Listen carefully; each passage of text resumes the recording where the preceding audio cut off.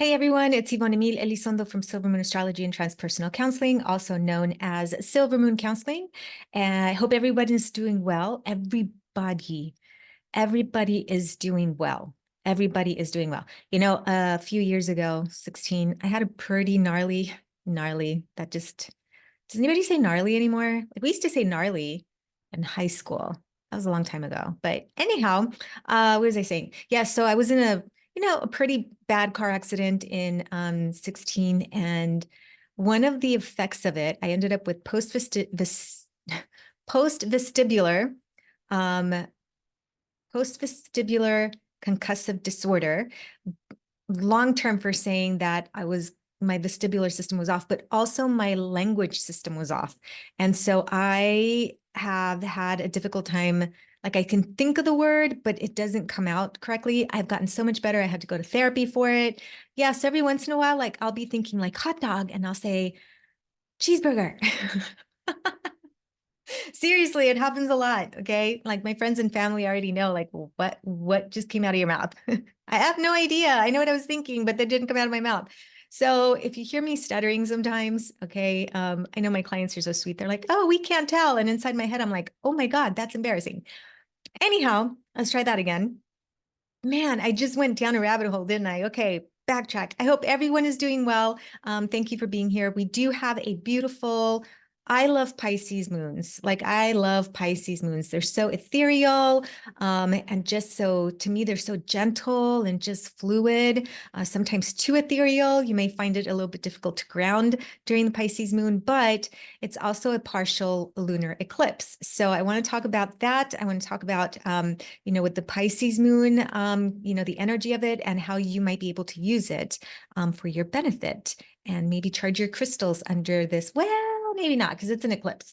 I would not be charging my crystals under an eclipse. Nope, nope, nope, nope, nope. Last time I did that, it went bad. Okay. I was charging a beautiful crystal on one of my rings and it just like literally within 20 minutes of it, putting it on my finger, the crystal just went flip.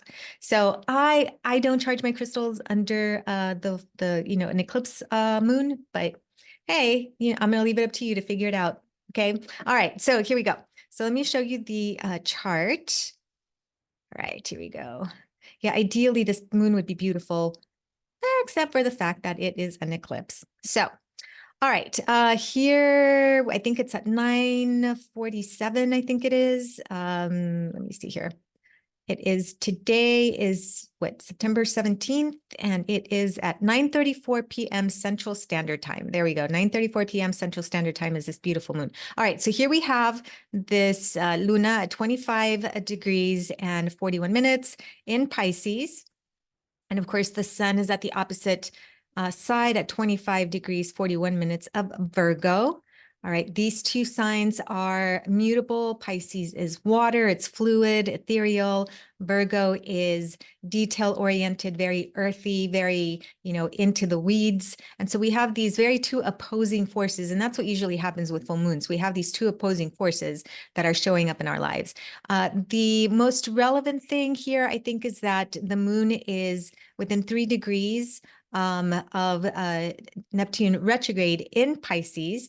Okay. It's not, it's at 10 degrees to Saturn retrograde. So there might be an influence of Saturn here, kind of making things a little bit more heavy. But for the most part, it just feels like it's more of an influence with this Neptune energy.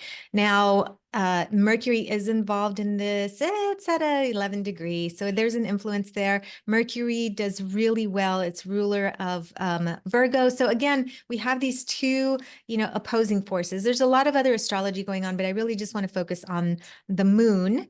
Okay, and let's talk about what that means. Okay, so let's talk about the moon, right? The full moon. As I mentioned, there's always this tug of war, these two opposing forces that are playing a part in any given full moon, right? So we have this beautiful ethereal, what did I say?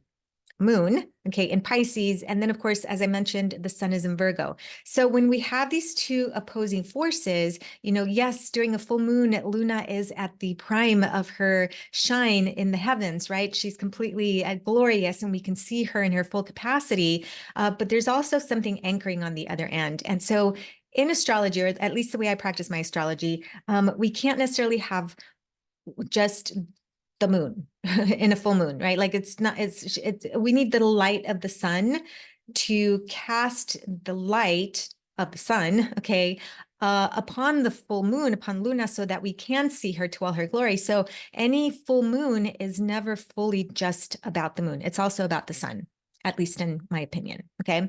All right. So the full moon, what's the great things to do during the full moon? This is a really great time for release. Okay. If you set your intentions, 2 weeks ago at the new moon, which I absolutely missed the video. It was a little chaotic, had some family here. Okay. It was really nice to see my family. And so I absolutely just missed that. But anyhow, okay, so back to this full moon. So we have this, glorious full moon, and it's a really great time to release or set the energy out, right? It is about putting everything out into the universe. That's what the light of the sun does with this full moon. She shines bright. She's like the center of attention. And so it is very much about sending that energy out, release work. A lot of magical work is done during the full moon. I do practice, my own spiritual magical work during the time of the full moon. Again, I mentioned earlier, it's time for charging your crystals, except on an eclipse. And we're going to talk about that in a bit. Okay. But this is really very much about putting things out into the universe, whatever that may be. Okay. It is also a wonderful time for diving into some spirituality that deals with like connecting with others, about community, about unity. The new moon is about internal introspection, and the full moon is about connection. Okay. And community. So again, those are some of the themes for this for a full moon. Okay, so now let's dive into the details, right? All right, so Pisces energy is mutable water, okay? Virgo on the other end, where the sun is mutable earth. So we have this water and earth playing together. Now, typically, water and earth create mud, right? Like, oh, thank you. My savings account is calling me. Great. So we create mud, right? Water and earth create mud. I said that to my daughter one time. Actually, that's where I came up with this, because I was like, hey, so what do you get when you take the element of earth and the element of water? She was little, right? And she's like, mud. I was like, no, but yes, but okay, yes. Okay. Anyway, so yeah, that's kind of what happens, right? We have this muddy thing going on, right? Water can soften up that really hard, dry Virgo earth. Okay, it can soften it up, right? Likewise, though, earth can, create some stability for that water that's too fluid. So I like the combination of this. I'm like that, like if you can see, right? This is Pisces, this is Virgo, and here we go. I really like the combination of these two. And that's why I like the Pisces full moon, because on the opposite end, we're going to have the sun in Virgo, and there is going to be some stability that is brought to this ethereal full moon, especially with Saturn is it Saturn retrograde? I don't remember. Okay. Actually, let me look at my chart, because I think I would be like really not good if I just did not. Where did my chart go? I don't even know where my chart went. Yes, it's still retrograde. Hello, Yvonne. What are you thinking? Okay. And so is Neptune, and so is Pluto. Okay. And so is Uranus. Okay. All right. So, what was I saying? Yes. So let's go back to the stability of this Pisces full moon. Saturn does create some stability in Pisces. I do like Saturn in Pisces. I'm not crazy about Saturn, being a Saturn gal myself, but I do like it when it's in Pisces. So this moon, as ethereal as Pisces is, it might be a little bit more grounded. Okay, so let's talk about some Pisces themes. Okay, all right. So Pisces, I keep using the word ethereal because that's always how I feel this new moon. It's very out in the ethers. That did not help any, did it? Okay. Pisces people, if you know any Pisces people, right? They're daydreamers. They're dreamers. They're kind of in this own idealistic storytelling, world, right? I typically always know when a client comes in and they have either Pisces moon, sun, or rising, or have a lot of Piscean energy or Neptune in a very specific Piscean place, because I have such a hard time following them. Okay. I'm all earth. Okay. I'm like, doot, doot, doot, doot, doot. Yes. All right. Very linear in that sense, right? Pisces energy is anything but linear. It likes to move around, right? It's like lake water. I always describe it like lake water, right? If you've ever sat and just meditated by a lake, and the wind comes along and it just kind of flows in different directions. Okay. That's very Piscean energy. So there's this natural fluidity to Pisces energy that I love, being so much earth. Okay. There's this fluidity to it. All right. And so this is what this moon is. It is creative. It is artistic. It is highly spiritual. Okay. Which we're going to talk about a little bit. It is sometimes it can be very idealistic. Okay. Sometimes it can be very, because it doesn't have a really good sense of foundation inherently. It can be a very idealistic, and that's why there's story, tellers that have a significant amount of Piscean energy. A lot of artists have a lot of Piscean energy, right? Because Pisces is about outside of the box. Okay. Pisces is ruled by Jupiter. Okay. In traditional astrology, which is what I practice. And so Jupiter, it expands, right? It goes beyond the boundaries. Okay. It likes to connect. It likes to bring people together, right? But Neptune is also the co-ruler. Okay. And Neptune is beyond the bounds of Saturn. And so it expands out into the ethers. And that's what spirituality is about. It's about expansion beyond the boundaries, right? The boundaries of our own, humanness. So Pisces energy is very, very spiritual. You can also have some moodiness with it because, again, like it could just kind of go with the flow so much that it doesn't have a really good sense of grounding. And that can create a sense of moodiness, right? In one direction, you're like, yeah, everything's great. And all of a sudden that Piscean energy will shift and you're like, what happened? Okay. Where did that mood go? Right. Yeah, I went with the wind. There it goes. Okay. So there's this, again, fluidity, ethereal, okay, and spiritual and creative, artistic. Those are the words that I'm going to use for this Piscean energy. Now, because the moon is within 3 degrees of Neptune retrograde, again, Neptune can make things foggy, especially when it's retrograde. It can really cause a lot of instability, not like Uranus where it's sudden, but it's like I'm walking in fog, right? And if you've ever driven or walked in fog, we used to walk when we lived in Massachusetts, we used to walk the cemeteries. I know, sounds really creepy, but man, my daughter and I had it, and she was little. We would go, wow, I wonder what the moms would say about me if they knew you take your kid to the cemetery and that's how you find fun, walking in the fog. Okay. Yeah, it was really fun. Those cemeteries are like old, right? There was so much beautiful energy in those cemeteries. We were very respectful, mind you. We were very respectful. We would actually go and clean up and, anyhow. So if you've ever walked in fog, that's what it feels like. Okay. So again, Saturn's involved in here, so you may have some feeling of that, and then all of a sudden you find some grounding. This is a very confusing type of moon for me because Saturn and Neptune, Saturn is concrete, Neptune is fog, and so there's these two opposing forces happening here. So how can we use them, right? We'll get to that in a minute. Okay, let's talk about the partial eclipse. So I don't think it's going to be seen here in the States, okay, but for the most part, eclipses are unstable energy, all right? And, with eclipse season, happening, this lunar eclipse is very much going to be about things that are hidden. Okay, so for me, eclipses are more things that are hidden that, especially because the moon is full, things that are hidden that come up.